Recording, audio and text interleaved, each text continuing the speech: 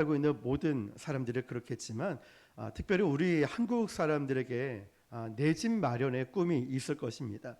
그래서 어떤 사람은 평생 돈을 모아서 집을 사기도 하고 어떤 사람은 정말 돈을 모아서 그림 같은 집을 짓기도 합니다.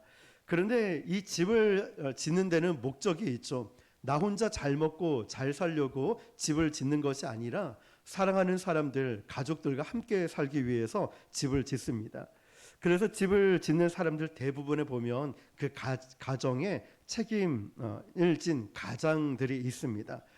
집의 핵심 목적은 사람들한테 과시하기 위해서 건물을 짓는 것이 아닙니다. 집의 핵심 목적은 아주 실용적이죠. 가족들이 어떻게 하면 비바람을 피하고 또 어떻게 하면 추위와 더위를 피하면서 야생동물과 또 외부의 침입으로부터 막아낼 수 있는가, 이게 관건이겠죠. 그래서 우리는 지붕을 만들고 또 벽과 문을 튼튼하고 강하게 만듭니다. 어떤 집에는 CCTV를 설치하면서 보안 문제까지도 신경을 쓰죠. 이런 자기 집을 짓고 싶은 사람들이 모여서 살다 보니까 거기가 마을이 되고 마을들이 모이다 보니까 한 나라가 되는 것입니다. 우리 인생도 어떻게 참 보면은 집을 짓는 것과도 같습니다. 결혼해서 아이를 낳아서 가정이라는 집을 짓고 또 사업을 시작하는 사람들 보면 회사라는 집을 짓고 교회를 개척해서 교회를 세워나가면서 하나님의 집을 짓는 것입니다. 나라를 다스리는 것도 어떻게 보면 거대한 집을 경영하는 것과도 같습니다. 그런데 이런 집을 지을 때 우리가 맨손으로 절대로 지을 수 없겠죠. 자재가 반드시 필요합니다. 콘크리트도 필요하고 철근도 필요하고 목재도 필요하고 이런 자재들이 충분히 준비가 되어 있어야 우리가 집을 지을 수 있습니다. 하나님께서 우리에게 우리 인생에 집을 지을 수 있도록 충분한 자재들을 주셨습니다. 재능도 주시고 시간도 주시고 주변에 좋은 사람들도 보내주시고 또 책을 읽고 영상을 보면서 지식을 쌓게도 하시고 경험도 쌓게 만듭니다. 여기에 크리스천들은 기도와 말씀이라는 자재까지 넣어서 각자의 인생에 아름다운 집을 만듭니다. 각자가 주어진 시간에 주어진 자재를 가지고 이 집을 다 짓습니다. 그런데 여러분, 똑같은 집을 지었는데 이 집을 가만히 보니까 어떤 차이가 있습니다. 도대체 어떤 집이 좋은 집이고 어떤 집이 나쁜 집일까요? 그 기준은 무엇일까요? 바로 이거죠. 말씀을 듣고 순종하는 자와 순종하지 않는 자가 있습니다. 비가 내리고 창수가 나오고 바람이 붑니다. 쉽게 말해서 우리 인생에 예기치 못한 폭풍우가 칠 때가 있습니다. 그 폭우가 내리고 태풍이 왔을 때 과연 이 집이 견딜 수 있는가 없는가가 바로 좋은 집이냐 나쁜 집이냐를 가늠하는 척도라는 겁니다. 평소에는 별로 구분이 되지 않아요.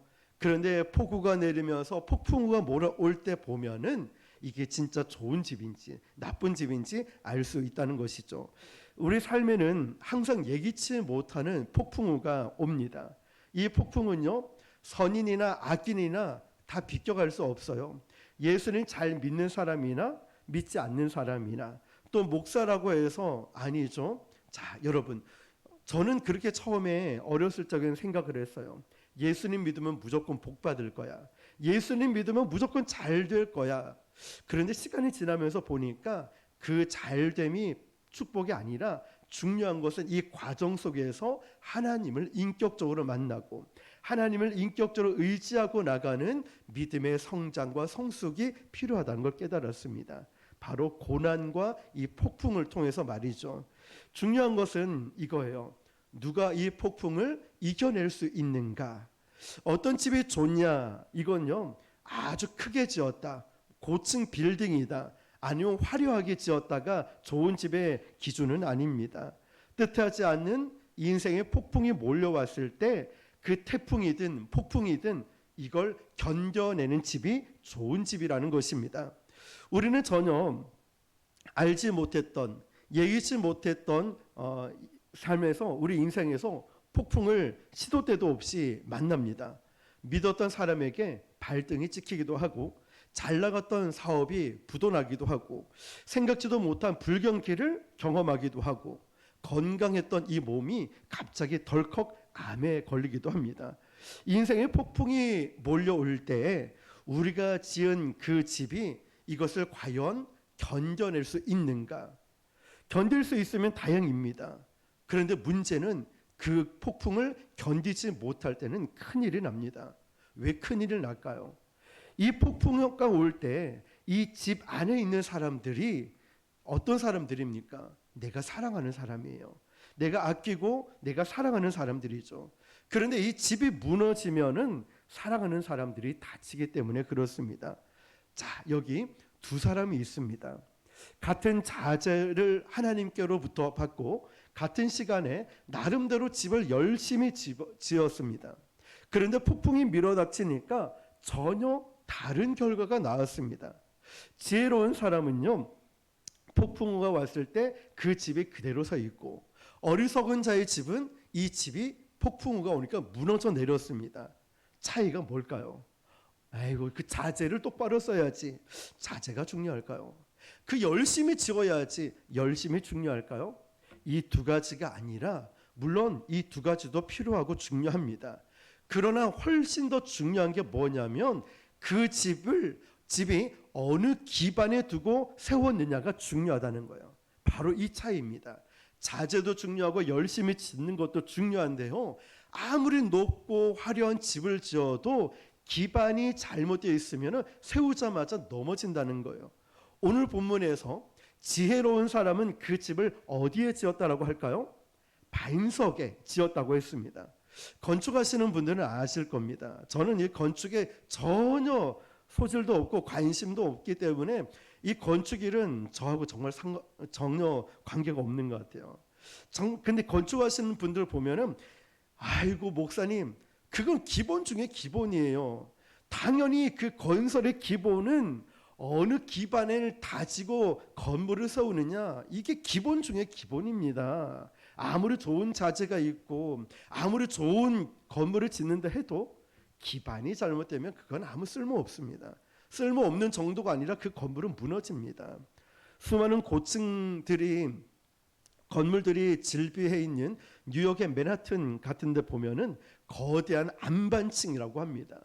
그 거대한 안반층에 이 기둥을 받고 뿌리를 내려가지고 그 수십 층 수백 층 되는 이 높은 건물들을 지을 수 있다는 것이죠. 예수님께서 집을 지으실 때 기초 공사의 중요성, 그래서 반석 위에 집을 지으라고 말씀하셨습니다. 그런데 어리석은 사람들은 그 집을 어디에 짓냐면 모래 위에다가 짓습니다. 그런데 잘 보니까 이 모래는 해변가에서 말하는 모래가 아니라, 자, 이 지역을 잘 보면 이스라엘 지역은요, 비가 잘 오지 않습니다. 건기와 우기로 나누는데요. 이 당시에 거의 비가 오지 않으니까 메마른 땅이라 이 땅이 좋은 땅인지 안 좋은 땅인지 어떤 땅인지 잘 구분되지 않습니다. 그러나 우기가 되면은 이 땅이 어떤 땅인지 확연하게 구분이 됩니다. 그래서 이스라엘은 그 땅을 와디라고 부릅니다. 자, 와디라고 부르는데요.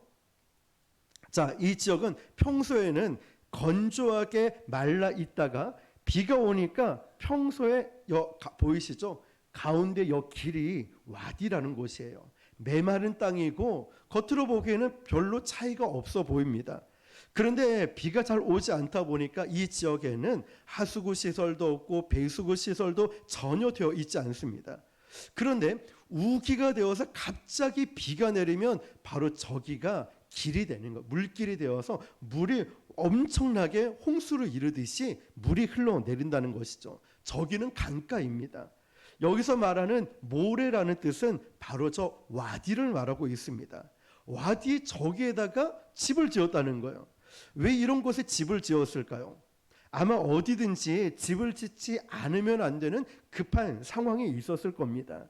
아니면 남들이 지으니까 나도 집을 빨리 좀 지어야지, 이런 조급한 마음에 저 지역에다가 집을 지었을 것입니다. 자, 우리 인생도요, 이렇게 시간이 쫓겨서 조급하게 집을 짓는 경우들이 있습니다. 남들이 집을 지으니까 나도 따라 짓고, 허겁지겁 따라하다 보니까 나중에 사고가 나기 십상이라는 것이죠. 그런데 이거는 평소에는 잘 모릅니다. 비가 오지 않을 때는 별 차이가 없거든요. 그런데 비가 오고 폭우가 내리니까 이 집은 순식간에 무너져 내려요. 순식간에 그 물에 떠내려 가버린다는 거죠. 근데 자기는 이렇게 생각했어요. 나는 집을 잘 지었다. 튼튼하게 지었다. 또 화려하게 이쁘게 지었다. 폭풍우가 오니까 이 집은 그냥 수수깡으로 지은 집과 같이 떠내려 간다는 거예요. 모래 위에 집 짓기는 빨리 지을 수 있어요. 화려하게 지을 수 있습니다. 생각보다 쉽다는 것이죠. 이번에 보니까 모래성을 지었던 그 해운대 바닷가를 한번 보십시오. 사진을 몇 가지 제가 골라왔는데요. 모래성을 이번에 축제를 할 때 보니까 굉장히 잘 지어놨어요. 다음 사진도 한번 보십시오. 이렇게 화려하게 짓고 썰매도 탈 수 있고 사진도 찍을 수 있는 이런 화려하게 모래성을 지어놨습니다. 그런데 며칠이 지나서 이제 다음 사진을 보니까 잔잔한 파도가 밀려오고 행사가 끝나니까 그 쌓아놨던 모래성은 흔적도 없이 사라져 버립니다. 나중에 모든 바다가 전체를 덮어버리죠. 자, 이렇게 하루 종일 그렇게 많은 공을 들여서 만들었던 모래 조형물들은 파도가 치고 바람이 불고 비가 오니까 흔적도 없이 사라져 버립니다. 그 사람들은 아마 최선을 다해서 모래성을 만들었을 것입니다. 그런데 그 다음 날 되니까 평범한 바닷가로 돌아가 버렸다는 것이죠. 모래의 성을 쌓는 게 바로 그런 것입니다. 그런데 만드는 과정은 참 재미있습니다. 만들 때 만리장성도 쌓을 수 있고 거대한 성도 만들 수 있고 반나절이면 뭐 다 쌓아 올릴 수 있습니다. 햇빛도 따사롭고 바람도 시원하고 함께 일하는 사람끼리 콜라도 마시면서 음악도 듣고 햄버거도 먹으면서 신나게 작업을 했겠죠. 단시간에 지을 수 있기 때문입니다. 그래서 게으른 사람들의 선택은 항상 모래에 집을 짓기를 원합니다. 와, 멋있다고 사람들이 박수갈채도 하고 재미있어하고 화려하게 짓습니다. 그런데 문제가 뭐냐면 바로 결정적인 순간이에요. 그 보였던 모래성이 이 비바람을 견뎌낼 수 있는가라는 겁니다. 폭우를 견뎌낼 수 있는가, 저 파도를 견뎌낼 수 있는가라는 것이죠. 요한계시록에 보면 세상 나라를 바벨론에 비유를 했습니다. 우리가 세상에 쌓아 올리고 있는 집들은요, 어떤 돈과 또 권력, 명예, 인기, 탐욕 쌓아 올리고 있는 이 집들은요, 바벨론과 같다라고 했습니다. 화려하고 대단해 보이지만 하나님의 심판의 날에 폭풍을 견디지 못한다는 것이죠. 순식간에 무너져 내립니다. 바로 어리석은 사람은 세상적으로 볼 때는 똑똑해 보일지 몰라요. 그러나 영혼의 시각에서는 그 어리석은 사람, 모래 위에 집을 짓는 것과도 같아요. 그것처럼 자기 인생을 모래성에다가 인생 모든 것을 쏟아놓아요. 시간도 물질도 열정도 자신의 모든 것을 모래성과 같은 곳에 쏟아붓습니다. 우리가 진짜 견뎌야 될 것은 뭐냐면 바로 인생에서 경험하는 비바람이죠. 최후 심판의 날에 하나님의 심판대가 있습니다. 거기서 바벨론은 무너지고 하나님의 어린 양의 보혈로 씻김받은 사람만이 우리가 그 인생을 인정받게 되는 것이죠.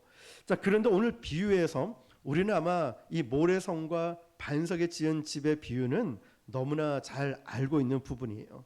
저는 한 걸음 더 나아갔으면 좋겠어요.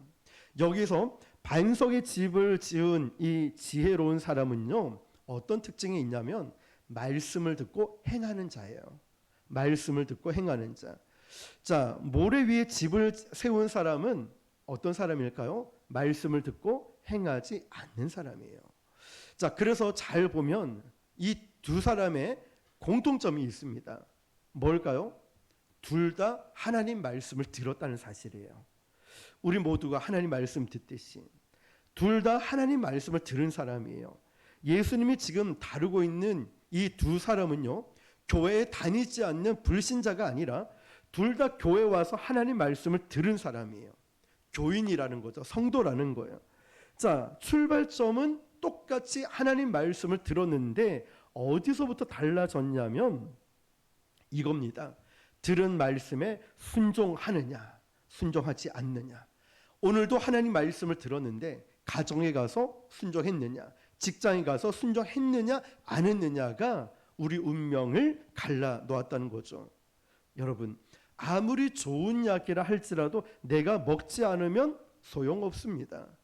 약을 먹어야 나를 살려내듯이 하나님 말씀은 능력인데요, 내 인생을 고치고 변화시킬 수 있는 능력의 말씀인데요, 내가 하나님 말씀을 듣고 지식으로만 쌓아 놓는다면 그게 무슨 의미가 있을까요?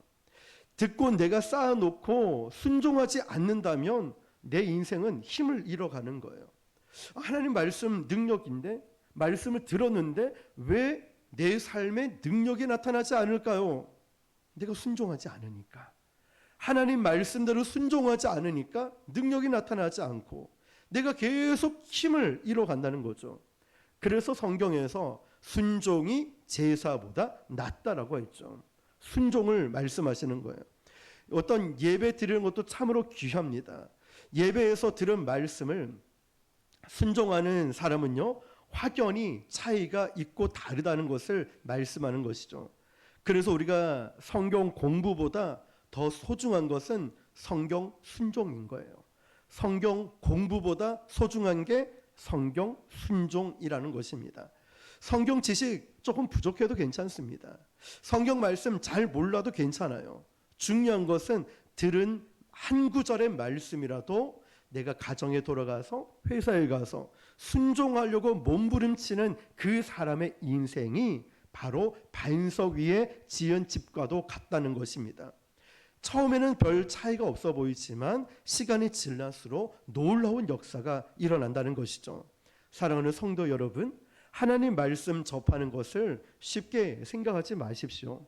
우리가 아침마다 우리 셀장님 통해서 전해지는 큐티 아주 짤막한 말씀도요, 한 번쯤 곱씹어 보면서 길을 가면서 차 안에서 곱씹어 보면서 묵상을 해보는 것입니다. 우리가 말씀을 못 들었으면 몰라도 하나님 말씀을 내가 들었다면 하나님은 나에게 책임을 물으실 겁니다. 자, 여러분, 말씀은 항상 우리에게 순종을 요구하고 있어요. 말씀을 들었으면 항상 순종을 요구한다는 거죠. 여러분, 이스라엘 백성들 200만 명이 되는 사람들이 똑같이 하나님 말씀을 들었습니다. 그런데 말씀을 듣고 순종한 사람은 두 사람밖에 없었어요. 누굴까요? 여호수아와 갈렙이었어요. 그 시대에 순종해서 약속의 땅에 들어간 사람은 두 사람밖에 없었어요. 여기서 알 수 있는 게 뭐냐면, 말씀을 들었는데 순종하는 게 이렇게 힘든 거구나, 이걸 깨닫게 되는 거죠. 확률이 어때요? 100만 분의 1이라는 거예요. 200만 명이 똑같이 하나님 말씀 들었는데 순종한 사람은 두 사람밖에 없으니 확률이 100만 분의 1이라는 거죠. 자, 여러분, 그래서 신명기 말씀은 계속 이렇게 말씀하고 있어요. 네가 말씀에 순종해서 복을 받든지 불순종해서 저주를 받든지, 두 가지밖에 없다는 거예요. 중립지대가 없다는 것이죠. 우리의 재능이 우리의 운명을 결정하는 게 아니에요. 나의 물질과 인맥이 내 인생을 결정하는 게 아니에요. 나의 순종이 우리 운명을 결정하는 것입니다. 자, 우리 운명만 결정하는 게 아니죠. 우리 자손들의 운명까지도 결정이 되는 겁니다. 여러분, 우리는 다음 세대의 리더들입니다. 우리는 다음 세대를 책임질 의무가 있어요. 그래서 오늘 부득이하게 우리 슬기 청년이 믿었던 그 호노 모르시죠? 강아지한테 물렸지만, 그래서 우리 또 늘찬이가 이렇게 와서 예배로 드럼을 또 섬길 수 있고, 어제 찬양팀 연습할 때도 같이 오고, 우리가 다음 세대를 세워 나가는 것이 참으로 귀한 것 같습니다. 자, 여러분, 여기서 우리가 또 알 수 있는 것은, 우리가 뭔가를 선택했다는 것은 선택하지 않은 다른 걸 버린다는 것입니다. 우리가 하나님 말씀을 선택했다는 것은 마귀의 길을 버렸다는 것이죠. 우리가 하나님의 길을 선택하지 않으면 반대로 마귀의 길을 따라가게 되는 거죠. 불순종은 마귀에 대한 순종이에요. 그렇게 생각하시면 됩니다. 그래서 여러분, 우리가 말씀대로 순종하기 시작하면, 자, 예를 들어서 우리가 매일 운동하고 매일 건강한 음식을 먹고 그러면 내 몸에 면역력이 막 생기죠. 그러면 질병, 어떤 바이러스가 들어와도 내 몸에 면역력이 생겨 있으니까 능히 거뜬히 이겨낼 수 있지 않습니까? 이것처럼 매일 우리가 조금씩 하나님 말씀에 순종하고 또 하나님께 기도하면서 쌓아놓은 이 영적인 체력이 바로 반석 위에 집을 짓는 거예요. 그래서 어떤 폭풍우가 와도 우리가 거뜬히 이길 수 있는 영역, 능력이 생긴다는 것입니다. 예를 들어서 우리가 세상 사람처럼 불평하지 않고 말씀대로 살고 감사하고 또 찬양하면 하나님께서 기적 같은 돌파구를 우리에게 부어주셔요. 열어주셔요. 그런데 우리가 염려하지 않고 또 모든 일에 감사와 기도하면 말씀 그대로 하나님이 그 말씀 그대로 하나님의 평강이 우리를 지켜주신다는 것입니다. 우리가 인색한 마음을 버리고 정말 힘들고 어렵고 아픈 이웃들을 구제하고 말씀대로 11조를 드리고 게을리하지 않는다면 하나님은 우리 인생을 풍요롭게 하실 것입니다. 그래서 우리가 한꺼번에 순종하겠다, 한꺼번에 큰 믿음을 갖겠다, 그런 것도 때론 필요하겠지만 더 중요한 것은 조금씩 하나님 말씀에 순종해 가는 것입니다. 그래서 우리 찬송처럼 한 걸음 한 걸음 주 예수와 함께 날마다 우리는 걷겠네, 이 찬양처럼 하나씩 매일매일 순종해 가는 것입니다. 이게 바로 반석 위에 집을 세우는 것이죠. 그런데 여러분, 반석 위에 집을 세우는 것은 참 어려운 것 같습니다. 모래 위에 집을 세우는 것보다 한 10배는 더 어려운 것 같아요. 저는 이 못질, 톱질, 건축과 전혀 상관이 없다 했죠. 그래서 이전 교회에 있을 때 양면 테이프를 다 붙여놨더니 시계도 떨어지고 블라인드 떨어지고 난리가 났어요. 도둑이 든 줄 알았어요. 근데 우리 김기란 집사님 못질로 쾅쾅쾅 몇 번 했더니 이제 하나도 날씨가 덥고 이래도 걱정이 되지 않아요. 저는 지금도 이 못질 이런 거 전혀 못하게 했어요. 왜냐하면 그만큼 어렵고 힘들더라고요. 그러니까 모래 위에 집을 짓듯이 쉽게 지으려고 저는 그것도 좋은 거 나름 산다고 3M을 사가지고 양면 테이프를 다 붙여놨더니 날이 뜨거워지니까 이게 다 늘어져 버리고 뜯어져 버리더라고요. 왜냐하면 돌에 구멍 뚫는 게 저는 힘들었거든요. 자, 여러분, 인생에서도요, 우리 세상 사람들처럼 쉽게 살려고 합니다. 그러나 하나라도 우리가 하나님 말씀대로 인생을 살아간다면 처음에는 좀 어렵겠지만 나중에는 그것 때문에 우리를 살린다는 거예요. 그 힘든 이것 때문에 말씀대로 살려고 하기 때문에 이 말씀이 나를 살린다는 것입니다. 자, 여러분, 그래서 어렵더라도 말씀과 기도의 반석 위에 가정을 세우고 회사를 세운다면 나중에 정말 우리는 감사할 일이 많을 것입니다. 반대로 보면 우리가 말씀을 매주 들으면서도 받은 말씀에 하나도 순종하지 않고 방치하고 무시해 버린다면 또 그 불순종이 차곡차곡 그 집에 채우게 되는 거죠. 이건 바로 모래 위에 세운 집이라는 것입니다. 이건 우리가 흔히 말하는 부실공사라는 거예요. 만약 그 집의 가장이 들은 말씀에 순종하지 않고 1년, 2년, 3년 쭉 간다? 별일 없네? 이 집은 지금 부실공사라는 거예요. 겉을 보기에는 별 차이 없어 보여요. 예배를 제대로 안 드려도, 기도생활 제대로 안 하고, 헌금생활 제대로 안 해도 겉을 보기에는 멀쩡해요. 그런데 이 집은, 이 가정은 인생의 폭풍우가 오게 되면은 이 무너지게 된다는 것이죠. 부실공사가 됐으니까. 아파트를 지을 때 요즘 뉴스에 많이 나오잖아요. 넣어야 될 이 철근을 무더기로 빼버리니까 LH 사태처럼 그 주차장이 무너지고 집이 언제 무너질지 모른다는 거예요. 우리 인생에 비바람이 몰아치면은 그 집은 부실공사로 지어졌기 때문에 어떻게 될지 모른다는 거예요. 지금 여러분, 우리가 반대로 또 착실하게 말씀에 하나라도 순종해 가고 찬양도 뜨겁게, 기도도 뜨겁게 하면서 차곡차곡 믿음을 쌓아가다 보면은 인생에 비바람이 칠 때 지켜낼 수 있는 힘이 생긴다는 거예요. 왜냐하면 건강하게 집을 반석 위에 세웠거든요. 그래서 우리는 오늘부터라도 회개하고 정신을 바짝 차리면서 들은 말씀 한 가지라도 한번 실천해 보시길 바랍니다. 말씀에 순종하고 인생을 짓는 사람들은 벌써 세상 사람들과 달라지기 시작합니다. 세상 사람들은요, 돈으로 집을 지으려고 지식으로 인맥, 처세술로 집을 지으려 합니다. 그런데 우리는 믿음으로 짓고 소망과 사랑으로 자재를 넣어가지고 기도와 말씀을 넣어가지고 집을 지어간다는 거죠. 이것은 하나님의 설계도거든요. 하나님의 설계대도로 집을 지으니까 나중에 부실공사한 집과 하나님의 설계대도로 믿음으로 기도로 지은 집과는 강도가 다르다는 거예요. 지진이 와도 폭풍이 와도 태풍이 와도 다르다는 것입니다. 자, 여러분, 저는 이쯤에서 말씀을 준비하면서 딱 문득 떠오르는 동화가 있었습니다. 아기 돼지 삼형제라는 동화인데요. 오늘 설교를 가지고 우리 주일학교 설교를 하는데 여기 아기 돼지 삼형제 하니까 어떤 애가 고개를 푹 숙이더라고요. 자기가 돼지인 것처럼. 그 애 보고 우리 아들 아니에요. 그 애 보고 얘기한 게 아닌데 아기 돼지 삼형제 하니까 고개를 푹 숙여가지고 혼자 찔렸나 봐요. 자, 여러분, 아기 돼지의 삼형제를 잘 보면은 여기는 지푸라기로 이제 집을 지었습니다. 만화 영화로도 나왔는데요. 문득 이 동화가 생각이 났습니다. 자, 아기 돼지 삼형제에게 엄마 품을 떠나서 각자에게 야, 너 이제 집 지어서 너희들이 살아라고 말했습니다. 그런데 이 큰 첫째 큰애는 집 짓기가 귀찮은 거예요. 그래도 지으라고 했으니까 집을 지어야 돼서 지푸라기로 이렇게 집을 지어버렸습니다.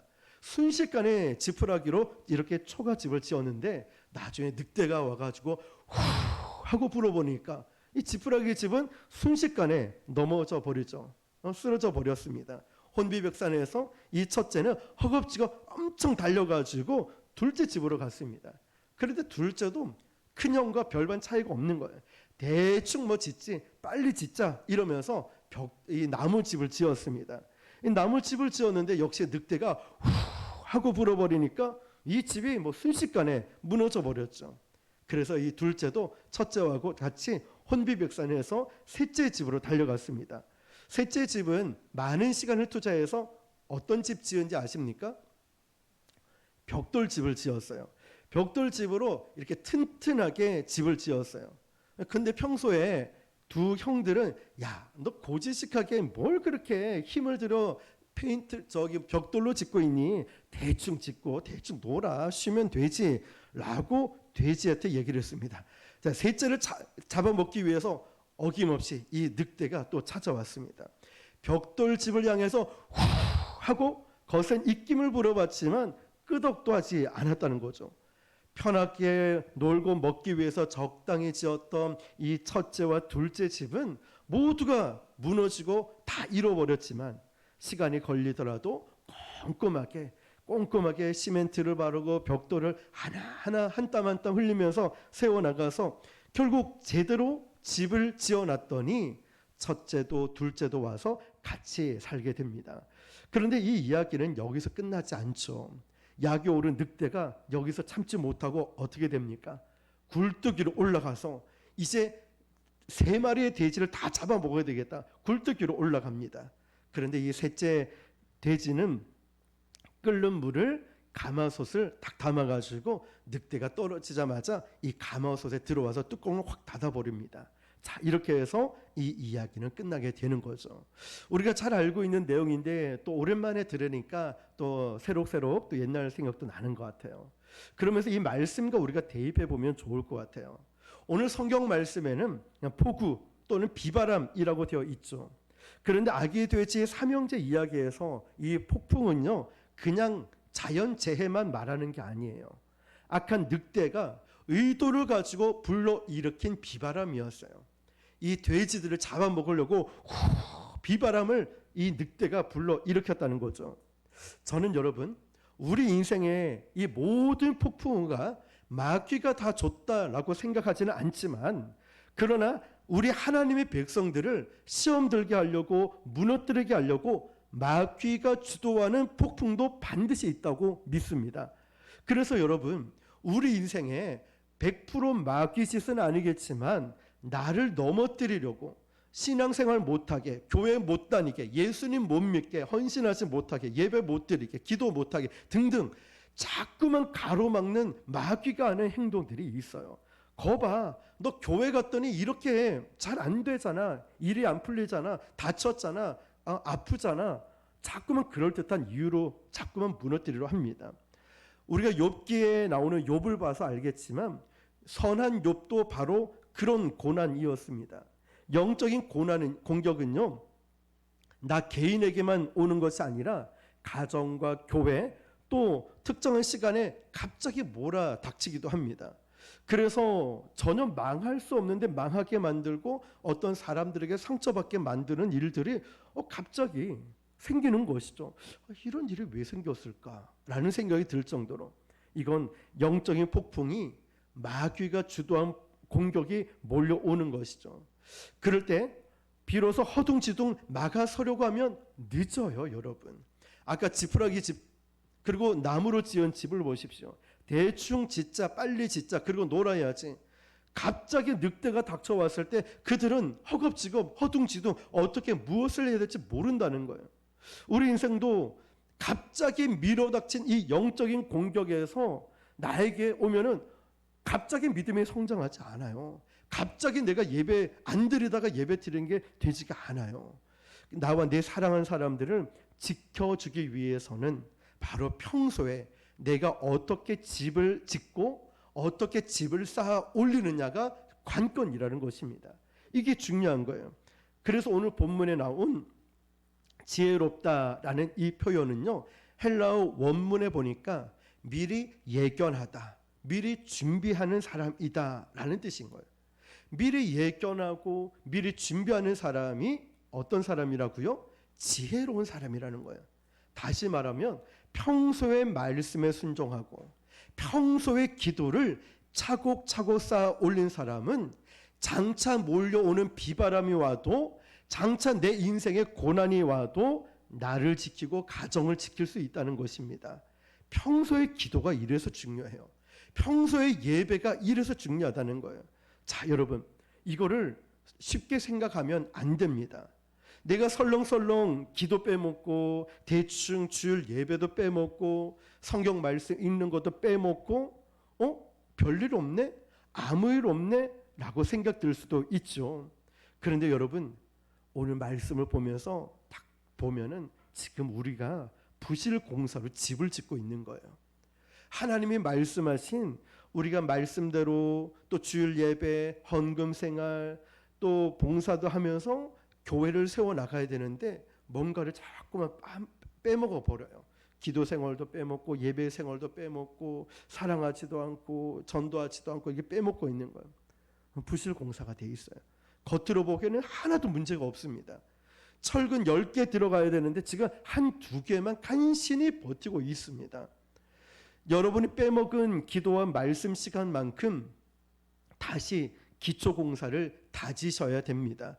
그래야 이 집이 영적인 공격에서 견딜 수 있는 집이 된다는 것입니다. 셋째 돼지처럼 오히려 공격해 올 때 어떻게 합니까? 늑대를 반격할 수 있다는 거예요. 이 우리를 죽이려고 하는 이 사탄 마귀가 하늘에서 떨어져 올 때가 있죠. 영적인 승리도요, 우리도 영적인 집을 잘 지어 놨다면 우리는 승리할 수 있는 거예요. 그래서 우리 교회도 기초를 잘 다지고 나가고 하나씩 하나씩 만들어 가잖아요. 우리 마음 같았으면 하나님 100명, 200명, 1000명을 주십시오. 바로 건축하게 해 주십시오. 네, 그 마음 귀합니다. 정말 소중한 마음이죠. 저는 그런 말씀 들을 때마다 마음이 뜨거워져요.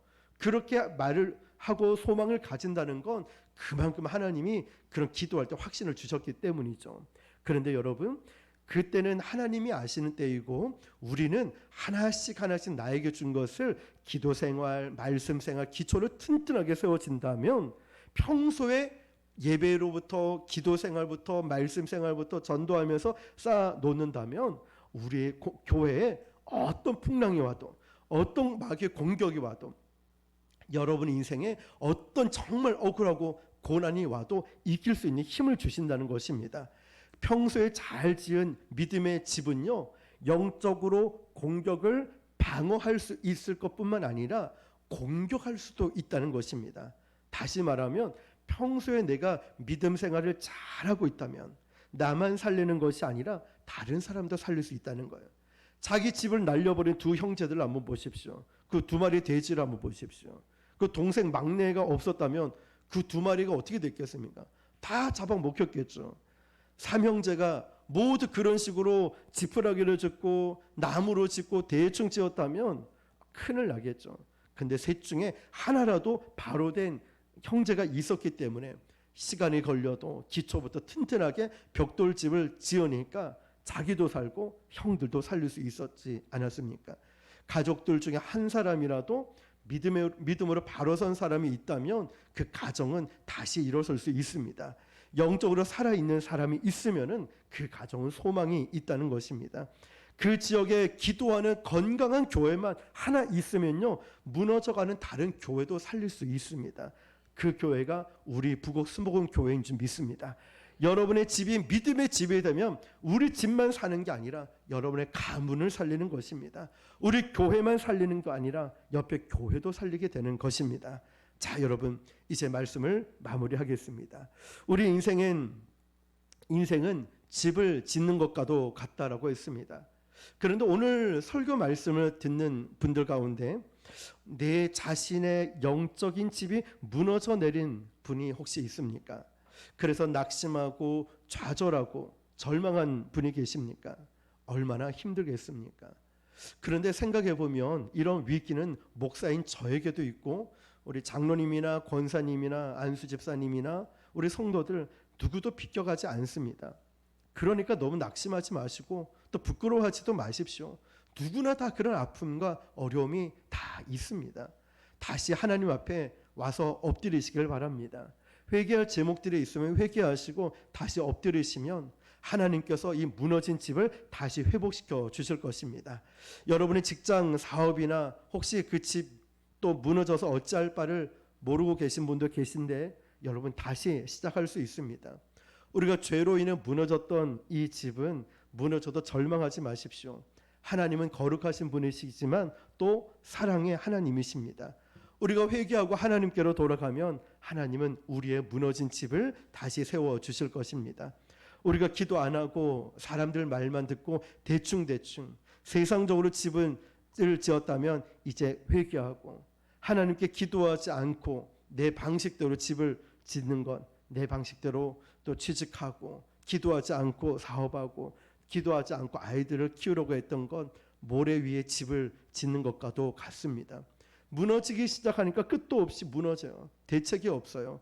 그렇지만 여러분, 우리 자녀를 양육할 때 좀 힘들어도 믿음으로 가르치기를 시작하고 직장 가서도 좀 힘들어도 내가 믿음의 사람답게 행동하고 내가 정말 교회에서도 힘들지만 순종하고 말씀대로 살려고 노력할 때 그 기초를 다시 쌓는 게 쉽지는 않겠지만 그 기초를 쌓아놨을 때 나중에 결국 그것이 우리 자녀를 살리고 가정을 살리고 나를 살리게 될 줄 믿습니다. 다시 한번 여러분 기도하면서 여러분 자신을 돌아봤으면 좋겠어요. 기도하시면서 여러분의 가정도 돌아보시고 사업장도 돌아보십시오. 하나님의 눈으로 하나님의 시각으로 한번 돌아보십시오. 혹시 부실 공사가 되어 있지 않은가? 다시 리빌딩이 되어야 하지 않을까? 우리 모두 짓고 있는 이 집들을 하나님 앞에 내어놓고 하나님 앞에 한번 체크를 다시 한번 받아보십시오. 하나님, 우리 가정은 어떻습니까? 하나님, 우리 직장은, 내 가정 생활은, 내 대인 관계는, 내 교회 생활은, 기도 생활은, 말씀 생활은 어떤지 하나님 앞에서 한번 체크를 한번 다시 한번 받아보십시오. 하나님께서 저와 여러분의 부족하고 연약한 부분들을 깨닫게 해주시고 그리고 그 부족한 부분들을 채우라 말씀하시면서 다시 세워주시는, 다시 일으켜 세워주시는 놀라운 은혜의 역사가 저와 여러분의 삶에 있기를 주님의 이름으로 축원합니다. 기도하겠습니다.